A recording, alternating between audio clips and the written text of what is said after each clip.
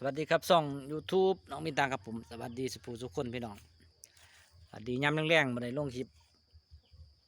ได้มือแล้วพี่น้องอย่าว่ากันนะพี่น้องเด้อ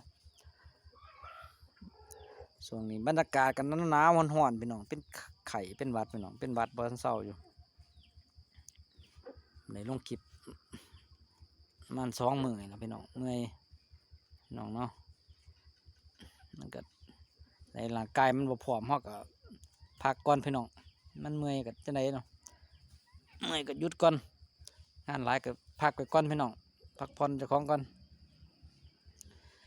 การพัฒนาเฮาเนาะพี่น้องเนาะการพัฒนาอันนี้เพิ่นว่าการพัฒนาคือบ่เฮ็ดตามกระแสตามกระแสเนาะพี่น้องเนาะเพราะว่าตามกระแสนี่ว่าไก่ตามกระแสเนาะพี่น้องเนาะกระแสคือว่าไก่เดินจิ้มเดินทำแต่ของผมเฮ็ดก็เฮ็ดไก่เดินจิ้มหน้าข้างไก่หน้าข้างก็ไก่หน้างอนก็พัฒนาคือเก่าล่ะพี่น้องก็มีคือเก่าอยู่แต่ว่าเฮาบ่ได้ในที่เฮาเฮ็ดเฮาบ่ได้เฮ็ดตามกระแสเด้พี่น้องผมพัฒนาของผมมาแต่ใดล่ะพี่น้องบ่ได้ว่าเฮ็ดตามกระแสอิหยังผมเฮ็ดทั้งหน้าข้างทั้งหน้างอนเอาเฮ็ดแบบหาวิธีแก้พี่น้องเฮ็ดไก่แบบใดสิอันนี้ชนะหน้างอนเฮ็ดไก่แบบใดสิได้ชนะหน้าข้างพี่น้อง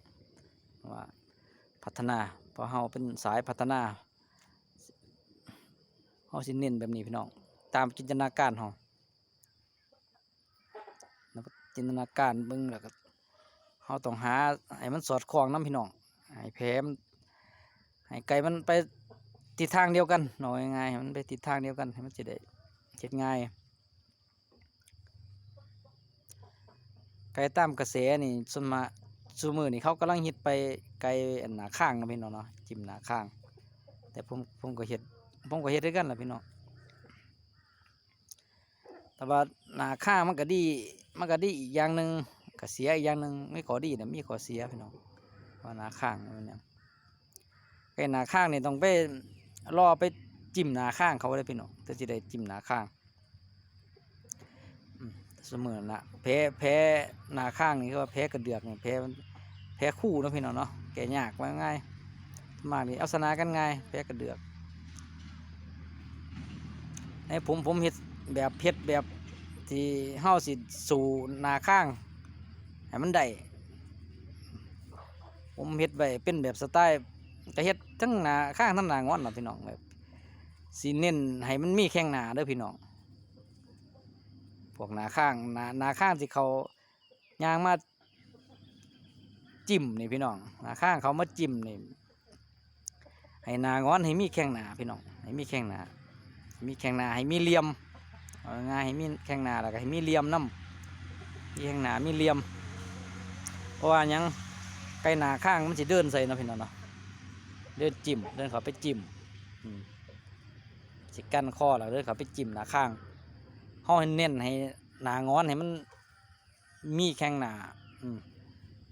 โยนแข้งหน้าสาดแข้งหน้า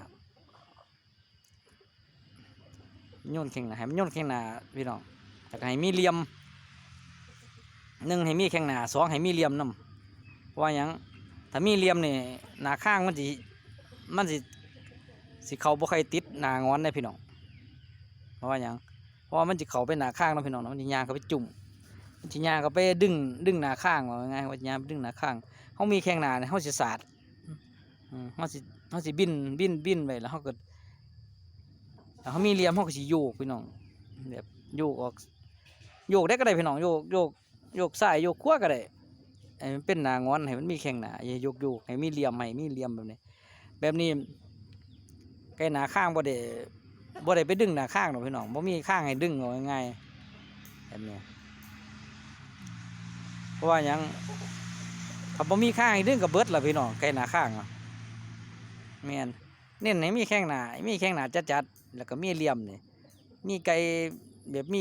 หน้างอนมีเหลี่ยมแข้งหน้านี่สู้ได้ทุกเชิงพี่น้อง สนาง่ายพร้อมหน้าข้างนี่พี่น้องเฮามีหน้างอนแข้งหน้าจัดๆจังหน่อยแล้วมีเหลี่ยมนำเนี่ยไก่หน้าข้างนี่เขาบ่ติดดอกพี่น้องบ่เป็นหยังผมก็เฮ็ดคือกันพี่น้องผมก็เฮ็ดผมก็พัฒนาคือกัน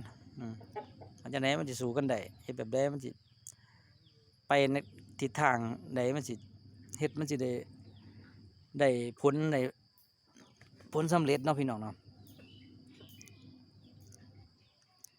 ประเภทหน้างอนนี่ผมเฮ็ดหน้าข้างนี่ผมสิเฮ็ดแบบนี้ได้พี่น้องผมเฮ็ดไอ้ห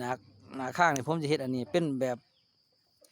มันบ่ได้เดินจิ้มได้พี่น้องมันสิมีแข้งหน้าเสิร์ฟคือกันแข้งหน้าเสิร์ฟแล้วก็เป็นคล้ายๆคืออัน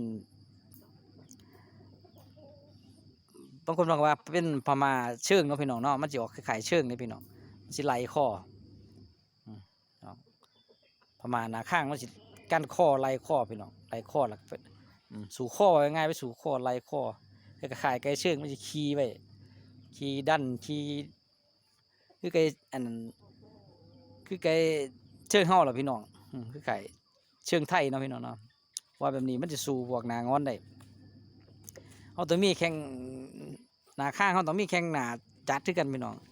ถึงจะสู่หน้างอนได้มันก็มีข้อดีมีข้อเสียกันพี่น้องอะไรอย่างเขามีแข้งหน้าสู่กันนี่แล้วก็หน้าข้างเขาต้องเฮ็ดให้มันเป็นแข่คือไก่ไทยพี่น้องไล่ข้อบ่เนี่ยไล่ข้อสู่ข้อคือปั๊มข้อแล้วพี่น้องเนาะไล่ข้อแล้วก็จิ้มมันเนี่ยด้านข้อแล้วก็จิ้มหน้าข้างพี่น้องสิหน้างอนบางตัวเจอหน้าข้างแบบนี้ก็ไปบ่เป็นกันเลยพี่น้องหนีบ่ออกกันคล้ายๆว่าอันนี้คือไก่เชิงเนี่ยบอกง่ายครับมันออกคือไก่เชิงสิมันจะพลาดไปเลยพี่น้องมันจะขี้ไว้วันนี้ไก่นางอนกับห้วนห้วยได้พี่น้องกันนะห้วยจังหน่อยก็สิยืนได้ปะเนี่ยไปบ่ได้ก็ห้วนห้วยยืนได้ปะเนี่ยมันก็จะมีแล้วแต่ละตัวได้พี่น้องอยู่ที่ว่าผู้ใดเบอร์แข็งดีผู้ใดแม่นได้พี่น้องตัวนี้วัดกันเลยตัวนั้นไอ้ยัง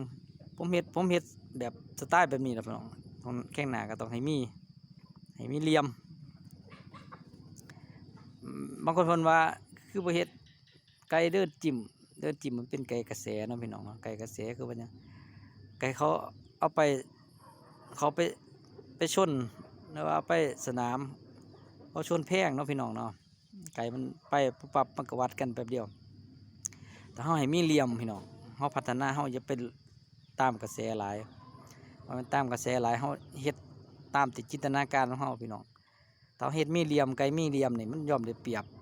ไก่ยืนได้พี่น้องมันเป็นหยังไก่ยืนนี่ยืนกับเปรียบเทียบคือมวยล่ะพี่น้องเอาง่าย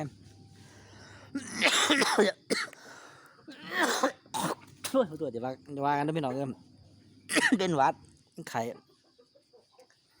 เปรียบเทียบคือมวยล่ะพี่น้องคือมวยมัดนี่แหละผู้หนึ่งจะไปยืนแหลกนะพี่น้องเป็นแหลกผู้หนึ่งมีลีลาแล้วพี่น้องเนาะผู้ยืนสิไปแหลกนี่บ่แม่นว่าสิได้ต่อยง่ายได้พี่น้องผู้มีลีลานี่ต่อยยากได้บัดเนี่ยผู้ยืนสิไปแหลกเขานี่บ่ได้ต่อยผู้มีลีลาบ่ได้ต่อยง่ายเด้ถ้าเจ้าสิได้ต่อยกับห่วยเมื่อยอยู่ได้พี่น้องมีลีลามันก็ได้เปรียบอยู่แล้วมวยมีชั้นเชิงมีลีลานะมีอันมีเชิงชนมวยมีคู่มีหยังพี่น้องเนาะบ่ได้เฮ็ดว่าสิได้เขาไปง่ายๆได้พี่น้องบางคนมันคือบ่ยืนเขาไปจิ้มเลยพี่น้อง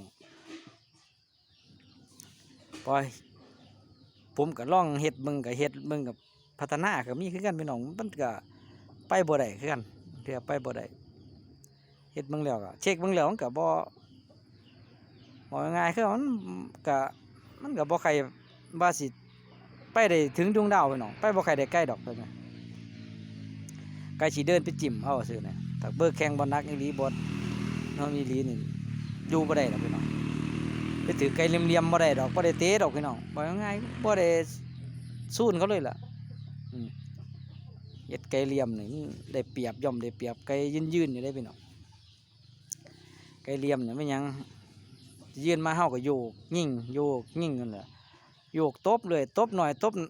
หลายไปเลยแล้วไปมากกับมืดเองนะพี่น้องไอ้ตัวหนึงก็สิย่างเขาไปจิ้มอย่างเดียวก็บ่ได้เด้ถ้าสิได้จับเขาเนี่ยก็ห้อยแต่ของก็มืดพอดีแล้วเศร้าพอดีแล้วบัดนี้เอาพี่น้องเนาะการพัฒนาเฮาก็มือใหม่ๆมือใหม่เฮาก็มันแม่นหยังเฮาก็คนเฮาเฮ็ดเฮาก็เพื่อพัฒนากันมันมีสาระกันฝากกดไลค์กดแชร์Subscribeให้นำพี่น้องมันมีสาระเพราะว่าการพัฒนามันอยู่กับการจินตนาการพี่น้องจินตนาการว่าสิเฮ็ดแบบใดให้มันได้ให้มันลงโตให้มันแบบว่าให้มันดีเนาะพี่น้องเนาะว่าให้มันดีให้มันดีขึ้นพัฒนาขึ้นเรื่อยๆว่าหยังเพราะช่วงนี้สุ่มของน้องมีตั้งกับเน้นเป็นแข่งนาแล้วก็มีลีลาเนาะพี่น้องเนาะช่วงนี้เป็นแข่งนามีลีลาเป็นมาโลโยกพี่น้องบ่ได้สิเน้นแบบเน้นเอาหน้างอนมาใส่กับไก่ลีลาแล้วพี่น้องเอาใส่กันสิเน้นแบบสิบ่เน้นยืนบ่ได้พี่น้องสิให้มีเหลี่ยมจังหน่อยเหลี่ยมแล้วก็มีแข้งหน้าจังหน่อยแล้วก็เบอร์แข้งเน้นอยู่ส่ำนี้แหละพี่น้องก็ชุดใหม่นี่เฮ็ดอันนี้พัฒนาชุดใหม่นี่พี่น้องรอติดตามมึงพี่น้องชุดนี้มีอยู่4-5 ตัวพี่น้องสิเดียวสิเตะคลิปเอาทำการแสดงให้เบิ่งพี่น้องว่ามันใส่ได้บ่มันไปตามที่จินตนาการเฮาเว้าไว้บ่พี่น้องที่เฮาเฮ็ดไว้มันเป็นจังไดแต่ว่าก็เห็นล่ะพี่น้องถือว่าไปในทางนี้ทิศทางนี้ถือว่าดีโอเคอยู่พี่น้องถือว่าเห็นล่ะเห็นแววแล้วเตะมึงหน่อยหนึงล่ะพี่น้องถือว่าใส่ได้ครับพอชุดนี้สิเป็นกีฬามีเหลี่ยมพี่น้องแข่งหน้าก็ถึงกับว่าบ่จัดปานใดแต่ก็แข่งหน้าเสิร์ฟตลอดแต่ก็ให้เฮามีลีลาจังหน่อยลีลาแล้วก็เบิกแข่งสิเป็นสไตล์แบบหน้างอนก็ได้หน้าข้างก็ได้พี่น้องจิ้มหน้างอนหน้าข้างนี่เบิดสิเน้นแบบหัวลางพี่น้องสิเอาเน้นแบบไปหัวลางให้ไก่ให้เน้นหัวลางส่วนมากไก่นี่หน้างอนบางตัวนี่หัวลางบ่แม่นได้พี่น้องบางตัวบ่ทันได้เก่งอยู่เพราะว่าแม่นว่าบ่แม่นว่าเว้า เว้ากันได้พี่น้องเว้าตามตรงเลยตามที่เห็นมานี่ไก่บางตัวน่ะหน้างอนหัวลางยังบ่ทันได้แม่นอยู่บ่แม่นเพราะว่าของผมซุ่มน้องมีตั้งสิเฮ็ดมีหน้างอนหน้าข้างให้มันได้แล้วก็แม่นหัวลางพี่น้องสิเน้นหัวลางต้องแม่นต้องมาหัวลางเฮาต้องให้แม่นบ่แม่นหน้างอนหน้าข้างเฮาได้นี่ไปถือไก่หัวลางๆมาบางตัวไปบ่เป็นก็มีเด้อพี่น้องเตะบ่เป็นก็เป็นเตะบ่เป็นก็มีขาแบบหัวลางจบบ่ได้สิเขาลงรางมาเฮ็ดบ่ได้สิยืนเพราะไปสังเกตเบิ่งเลยว่าไปในชมรมหยังก็เห็นเลื่อยอยู่พี่น้องไก่หน้างอนบางตัวก็หัวลางบ่เก่งคือว่าน้องพี่น้องมันเฮ็ดพม่าชนหมาเนาะพี่น้องเนาะ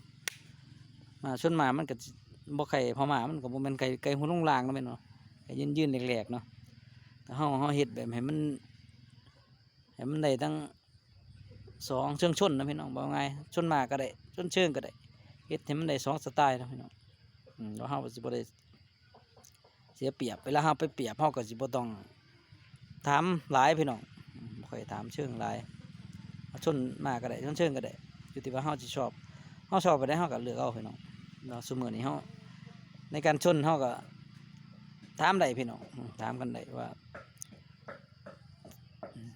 สิเอาแบบใดแบบเชิงแล้วแบบหมาชนหมาก็มีแต่ถ้าเฮาเลือกเอาพี่น้องแต่เฮาในสุ่มน้องมีตั้งนี่สิเฮ็ดให้มีหัวรางพี่น้องฝากเบิ่งติดตามชุดใหม่เด้อพี่น้องเด้อว่าหัวรางสิมีตามที่เว้าไว้บ่พี่น้องว่าหัวรางสิแม่นบ่ใส่ไว้เพียงเท่านี้เด้อพี่น้องฝากกดติดตามให้นำแหน่กดไลค์กดแชร์ Subscribe นำได้ก็อย่าว่ากันเด้อพี่น้องนอนแม่นหยังดอก